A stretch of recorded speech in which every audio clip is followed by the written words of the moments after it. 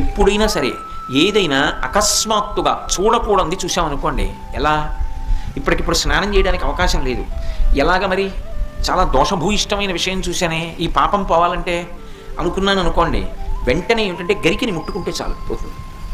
తీవ్రమైనటువంటి పీడకలు వచ్చిందనుకోండి, ఆ పీడకల పరిహారం అవ్వాలనుకోండి ఏ అభిషేకమో చేయించుకోవాలి. శక్తి లేదనుకోండి మీరు అన్ని పూజలు చేయించుకున్నట్టే. స్నానం చేసి ఒకసారి గరికని ముట్టుకుంటే చాలు, స్నానం చేయకపోయినా చెప్పులు ఇప్పి గరికను ఒకసారి ముట్టుకుంటే చాలు. అందుకే శతమూలా శతాంకుర సర్వగం హరతు మే పాపం దుర్వాదు స్వప్ననాశిని.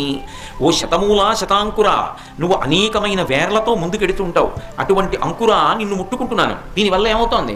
సర్వగం హరతు మే పాపం, నా పాపములన్నీ పోతున్నాయి. దుస్వప్ననాశిని, దుస్వప్నములు పీడకల యొక్క ఫలితము పోతోంది. అటువంటి గరిక విఘ్నేశ్వరుడి పాదముల మీద వేసి తీసి కళ్ళకద్దుకుని తల మీద పెట్టుకున్నారనుకోండి, విఘ్నములన్నింటినీ కూడా తీసేస్తాడు.